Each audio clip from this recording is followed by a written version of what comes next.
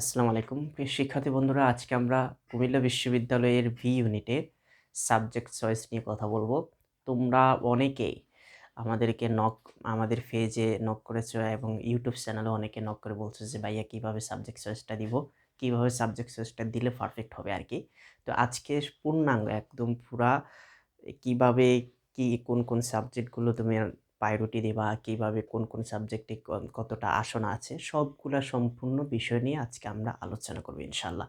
তো তোমরা শুরু থেকে লাস্ট পর্যন্ত যদি আজকের এই ভিডিওটা দেখো, তাহলে সাবজেক্ট চয়েস নিয়ে যে তোমাদের কুমিল্লা বিশ্ববিদ্যালয়ের ভি ইউনিটে যে একটা সমস্যা, সেই সমস্যাটা আশা করি তোমাদের দূর হয়ে যাবে। আর আমি এটা বিশ্বাস করি তোমাদের প্রত্যেকটা স্টুডেন্টের জন্যই এই ভিডিওটা দেখা প্রয়োজন এবং ফরজ। কেন?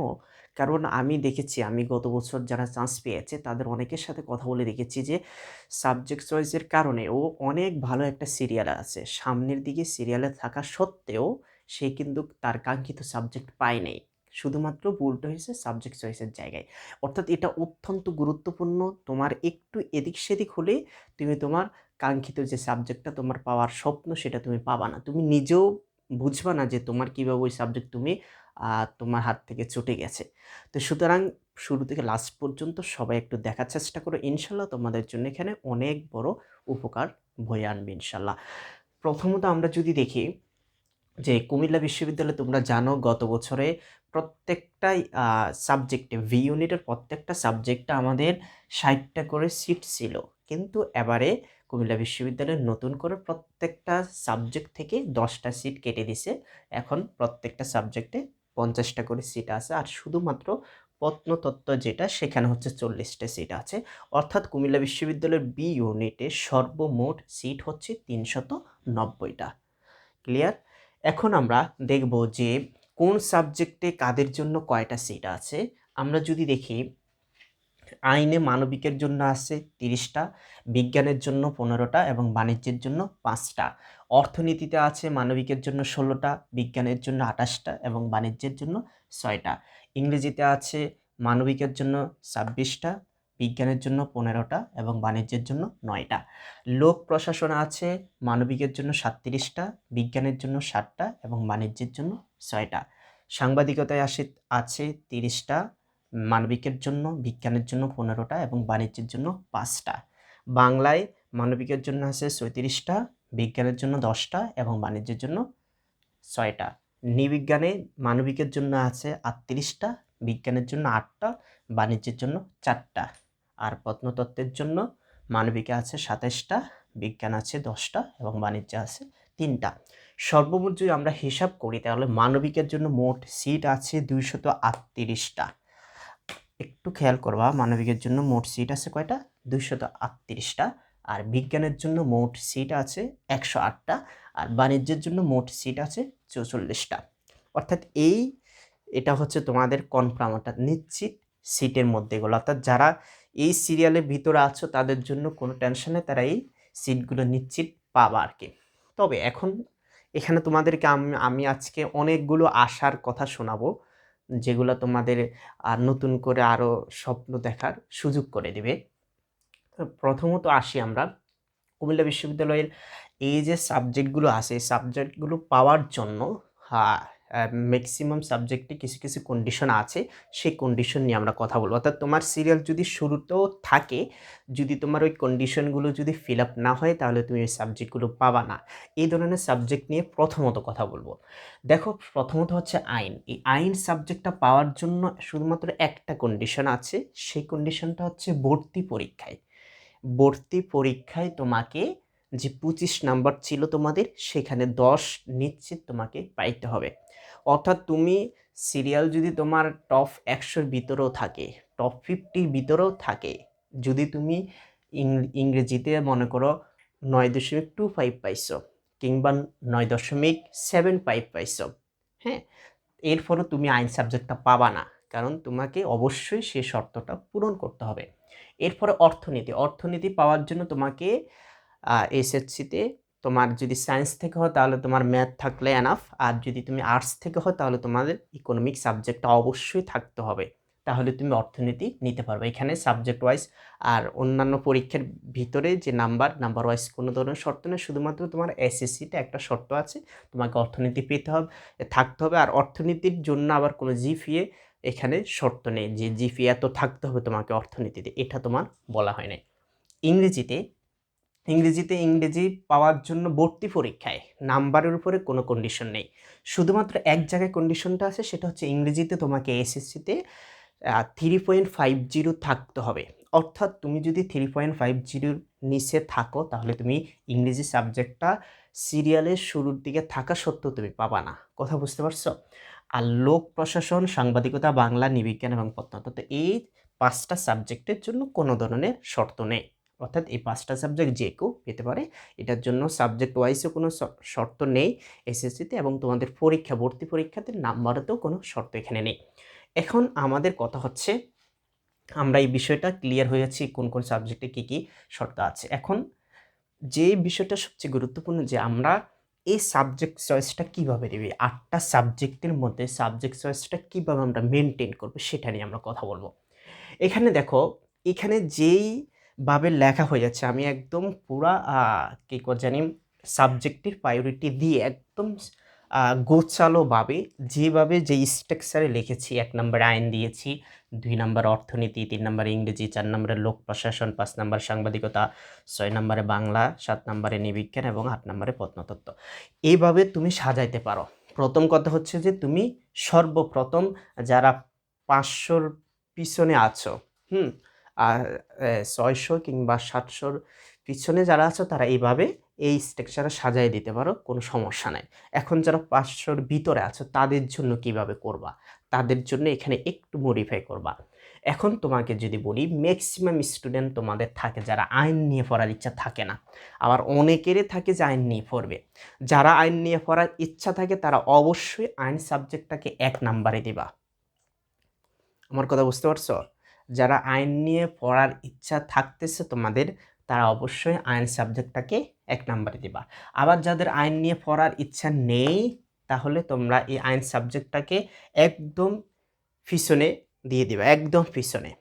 অর্থাৎ তোমার এই 8টা সাবজেক্টের মধ্যে তুমি আগে আইডেন্টিফাই করো যে তোমার কোন সাবজেক্টটা নিয়ে পড়ার ইচ্ছা নেই, কোন সাবজেক্টটা নিয়ে পড়ার ইচ্ছা আছে সেটা পরে।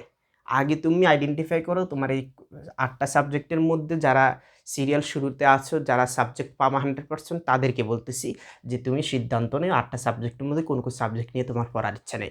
ওই সাবজেক্টগুলোকে চোখটা বন্ধ করে তোমরা একদম পিছনে, একদম পিছনের সারিতে দিয়ে দেবা। ওগুলাকে সামনে আনার কোনো অপশন নেই। কথা বুঝতে পারছো কিনা? এটা হচ্ছে প্রথম কথা। যদি তোমার সাবজেক্ট, প্রথম হচ্ছে তোমার সাবজেক্ট অপছন্দগুলো, সেগুলোকে বাদ দিয়ে দিতে হবে, অর্থাৎ এগুলোকে পিছনের সারিতে নিয়ে যেতে হবে। এরপরে পছন্দের যে সাবজেক্টগুলো থাকে সেই সাবজেক্টগুলোকে আমরা সিরিয়াল করব। সেখানে এসে তোমার যদি পছন্দের সাবজেক্ট আইন হয়, তাহলে আইনকে তুমি 1 নাম্বারে দিবা। এরপরে তোমার পছন্দের সাবজেক্ট আছে, মনে করো অর্থনীতি বা ইংরেজি। তোমার যদি ইংরেজি অর্থনীতির থেকেও বেশি পছন্দের হয়, তাহলে ইংরেজিতে উপরে দিতে পারো। আর যদি অর্থনীতিটা তোমার পছন্দ না হয়, তাহলে অর্থনীতির নিচে তুমি দিতে পারো। তবে এই দুইটা, যে ইংরেজি এবং অর্থনীতির জন্য যে দুইটা শর্ত আছে, এই দুইটা শর্ত যদি তোমার না মিলে, ওই দুটা শর্ত যদি তোমার না পূর্ণ হয়, তাহলে তুমি এই দুইটা সাবজেক্টকে সাবজেক্ট ওয়াইজে মাঝখানে কিংবা শুরুতে আনার অপশনে নেই। আমি মনে করি এটা তোমার আনার প্রয়োজন, কারণ তুমি জানো এই দুইটা সাবজেক্ট তোমাকে ওরা দিবে না, কারণ তোমার ওই দুইটা শর্ত পূরণ হয় নাই। তাহলে তোমার এই দুইটা সাবজেক্টকে সামনে দেওয়ার কোনো মানেই হয় না। শর্ত পূরণ না হলে তুমি 1 নাম্বার হলো, অর্থাৎ ভর্তি পরীক্ষায় তুমি সিরিয়াল যদি তোমার 1 নাম্বারও হয়, তাহলেও তুমি সাবজেক্ট পাবা না। এটা হচ্ছে নিয়ম। এখানে তোমার প্রতি কোনো ধরনের স্বজনপ্রীতি বা সুযোগ নেই যে তুমি 1 নাম্বার হয়ে গেছো, অনেক ভালো স্টুডেন্ট, তোমার লাউ দিলে সমস্যা কি? দিবে না ওনারা। কথা বুঝছো? এটা ক্লিয়ার কথা। তো সুতরাং তোমার যদি শর্ত মিলে, তাহলে তুমি এই সিরিয়াল করবা। যদি শর্ত না থাকে ওই সাবজেক্টগুলোর মধ্যে, ওই সাবজেক্টগুলোকেও মাইনাস করে দিবা। কথা বুঝতে পারছো? এখন আসি, এখানে অর্থনীতি, ইংরেজির পরে এরপরে লোক প্রশাসন আছে। আবার অনেকের আছে লোক প্রশাসন এবং সাংবাদিকতা, এই দুইটা সাবজেক্ট অনেকের আছে পছন্দ না, আবার অনেকের আছে পছন্দ। তো যাদের সাংবাদিকতার জন্য আমি যতটুকু জানি যে একদম খুব সংকীর্ণ মানুষের এর এটা পছন্দ। কারণ এই সাবজেক্টটা থেকে যারা পড়তে চায় তাদের স্বপ্নগুলা যে এই ধরনের সংখ্যা খুবই কম যারা সাংবাদিক হতে চায়। আর স্বাভাবিকভাবে সবাই সাংবাদিক হতে চায় না। অর্থাৎ এই সাবজেক্টটার ফিউচারটাই হচ্ছে সাংবাদিকতা। তো সুতরাং এই সাবজেক্টটা নিয়ে শুধুমাত্র আমি মনে করি তারাই পড়বা যাদের স্বপ্ন একমাত্র সাংবাদিকতা। আদারওয়াইজ অন্য কেউ আবেগে এই সাবজেক্টটারে মাঝখানে ঢুকাইয়ে দিয়ে তুমি তোমার যে সাবজেক্টটা নিয়ে পড়লে তোমার জন্য ফেসিলিটি আরও একটু ভালো হবে, ওই সাবজেক্টটাকে তুমি পিছনে দিয়ে সাংবাদিকতাকে উপরে দিয়ে তুমি ওই সাবজেক্টটা যদি শেষ পর্যন্ত পেয়ে যাও, তাহলে তোমার জন্য এটা আমি মনে করি দুর্ভাগ্য ছাড়া আর কিছু না। হ্যাঁ, তোমার যে সাবজেক্টে তোমার ইচ্ছা নাই, ফ্যাশন নাই, সেই সাবজেক্ট নিয়ে তুমি পড়বা কেন? 5টা বছর সেখানে তুমি ওয়েস্ট করবা কেন? এটা হচ্ছে আমার কথা। তো সুতরাং যাদের এটা ইচ্ছা নেই তারা এটাকেও পিছনে দিয়ে দিতে পারো, অর্থাৎ সিরিয়ালও তোমরা পিছনে দিয়ে দিবা। এখন দ্বিতীয়তে যে বিষয়টা বলছি, এরপর হচ্ছে যে এখন এটা হচ্ছে যে তোমাদের যারা এই যে কথাগুলো এতক্ষণ পর্যন্ত বলছি, এটা হচ্ছে তোমাদের অলমোস্ট যারা 300-র ভিতরে আসো তাদের জন্য এই স্ট্রাকচারটা তোমরা ফলো করবা। 300-র ভিতরে 300 থেকে 350-র ভিতরে যারা আছো তারা এই স্ট্রাকচারটা ফলো করবে। এই স্ট্রাকচারটা যে স্ট্রাকচারে বলছি যে তুমি তোমার যেটা সবচেয়ে বেশি প্রায়োরিটি দিবা ওই সাবজেক্টটাকে সবার আগে রাখবা। এরপরে সেকেন্ড তুমি যেটাকে প্রায়োরিটি দিচ্ছ সেটাকে রাখবা। এরপরে তৃতীয় নাম্বারে তুমি যেটাকে প্রায়োরিটি দিচ্ছ সেটারে ওইখানে রাখবা। হ্যাঁ, এটা হচ্ছে কথা। এখন সমস্যাগুলো কোথায় হয় সেটা নিয়ে কথা বলবো। সমস্যাগুলো হয় কোথায় এটা নিয়ে এবারে কথা বলবো। মনে করো তুমি হচ্ছে যে একটা ভালো সাবজেক্ট পেতে পারো, যেমন প্রত্নতত্ত্বের চেয়েও ভালো নৃবিজ্ঞান, নৃবিজ্ঞানের চেয়েও ভালো বাংলা, বাংলার চেয়ে ভালো সাংবাদিকতা, সাংবাদিকতার চেয়ে ভালো লোক প্রশাসন, লোক প্রশাসনের চেয়ে ভালো ইংরেজি, ইংরেজির চেয়েও ভালো অর্থনীতি, অর্থনীতির চেয়েও ভালো আইন। তুমি মনে করো আইন, অর্থনীতি, ইংরেজি এই 3টা সাবজেক্ট কোনোটাই তুমি পাবা না তোমার সিরিয়াল পিছনে, বাট বাকি 5টা সাবজেক্টের যে কোনো সাবজেক্ট তোমার পাওয়ার সক্ষমতা আছে তোমার সিরিয়াল অনুযায়ী। তো তোমরা ওই সক্ষমতা থাকা সত্ত্বেও তোমরা ওই সাবজেক্টগুলো পাও না। কেন পাও না? এবারে তোমাদেরকে ওই ভুলটা ধরাই দিই। মনে করো তুমি নৃবিজ্ঞানের চেয়েও ভালো 2টা আরও সাবজেক্ট, 3টে সাবজেক্ট বাংলা, সাংবাদিকতা, লোক প্রশাসন তোমার পাওয়ার সম্ভাবনা আছে। তুমি কি করলে যে ভর্তি পরীক্ষায় যখন তুমি সাবজেক্ট চয়েসটা দিচ্ছ, সাবজেক্ট চয়েস দিতে গিয়ে তুমি নৃবিজ্ঞানটাকে এই লোক প্রশাসন, সাংবাদিকতা, বাংলার মাঝখানে ঢুকাইয়া দিচ্ছ। অর্থাৎ এই 3টা সাবজেক্টকে পিছনে দিয়ে তুমি নৃবিজ্ঞানকে এখানে দিয়ে দিছ। মনে করো এই নৃবিজ্ঞানটাকে তুমি এইখানে নিয়ে আসছো, 4 নাম্বারে নিয়ে দিছ। এখন তোমার সমস্যাটা কোথায় হবে? সমস্যাটা হবে তুমি সিরিয়ালে আগে থাকা সত্ত্বেও তুমি বাংলা পাবা, নৃবিজ্ঞানের চেয়েও বাংলা পাবো ভালো, লোক প্রশাসন ভালো, এই 2টা সাবজেক্ট, সাংবাদিকতা, এই 3টা সাবজেক্ট ভালো হওয়া সত্ত্বেও তোমাকে বিশ্ববিদ্যালয় কর্তৃপক্ষ এই 3টা সাবজেক্ট দিবে না। কারণ ওনারা দেখবে তোমার ওই যে তুমি যে প্রথম থেকে কোন সাবজেক্টগুলোকে প্রায়োরিটি দিচ্ছ, তোমাকে সরাসরি ওরা নৃবিজ্ঞান দিয়ে দিবে। আর তুমি যদি একবার নৃবিজ্ঞান পেয়ে যাও তাহলে তোমাকে কখনোই পিছনে আসার সুযোগ নাই। অর্থাৎ লোক প্রশাসন, এরপরে সাংবাদিকতা, বাংলা, এই 3টা সাবজেক্ট তোমার অটোমেটিকলি তোমার মাইনাস। এই 3টা সাবজেক্টে পাওয়ার কোনো সম্ভাবনা তোমার নাই। কথা বুঝতে পারছো কিনা? এই জিনিসটা তোমাদের ভুল সবাই হয়। কথা বুঝতে পারছো?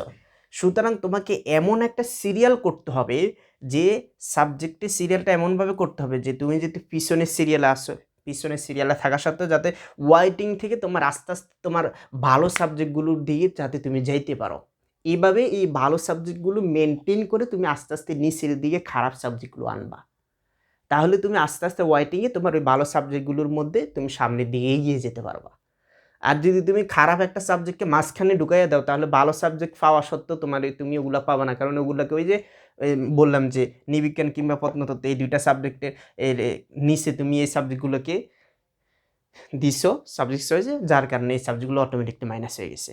অর্থাৎ এই সমস্যাটা সবচেয়ে সবার হয়। ঠিক এটা সব ক্ষেত্রে এই বিষয়টা একদম সবগুলো বিষয়ের ক্ষেত্রে তুমি এই বিষয়টা কাজে লাগাবা আর কি। কথা বুঝতে পারছো? আবার অ্যাট দ্য সেম টাইম যদি তুমি মনে করো যে অর্থনীতি আর ইংরেজি, হ্যাঁ, অর্থনীতি আর ইংরেজির মধ্যে 2টা সাবজেক্টে প্রায়োরিটি পাই। আবার কারো কাছে ইংরেজি অনেক গুরুত্বপূর্ণ, আবার কারো কাছে অর্থনীতি অনেক গুরুত্বপূর্ণ। কথা বুঝতে পারছো? কিন্তু আমরা যেটা মনে করি যে বিশ্ববিদ্যালয়ে প্রায়োরিটি দেওয়ার দিক থেকে আইনের পরে অর্থনীতিকে প্রায়োরিটি দেয়, ইংরেজিকে না। কথা বুঝতে পারছো?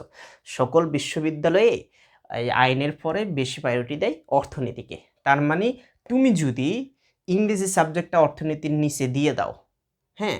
অর্থনীতির নিচে যদি তুমি ইংরেজিও তোমার ইচ্ছা আছে, স্বপ্ন আছে, অর্থনীতিও তোমার স্বপ্ন আছে। কিন্তু তুমি ইংরেজিটাকে অর্থনীতির উপরে দিলা, অর্থনীতিকে নিচে দিলা। তাহলে তুমি সরাসরি ইংরেজি পেয়ে যাবা, অর্থনীতি তোমার মাইনাস হয়ে যাবে। অর্থাৎ তোমার এই 2 নাম্বার সাবজেক্টে ইংরেজি আছে, 2 নাম্বার সিরিয়ালে ইংরেজি আছে, তুমি ইংরেজিটা পাবা। এর নিচে অর্থনীতি থেকে শুরু করে সকল সাবজেক্ট মাইনাস। সাবজেক্ট চয়েসের সিস্টেমটা হচ্ছে এটা। তুমি যদি 3 নাম্বার সাবজেক্ট পাও তাহলে তোমার নিচের বাকি 5টা সাবজেক্ট মাইনাস। তুমি যদি 2 নাম্বার সাবজেক্ট পাও তাহলে তোমার বাকি নিচের 6টা সাবজেক্ট মাইনাস। তুমি শুধু সামনে একটা সাবজেক্টের জন্য ওয়েটিং হবে তোমার।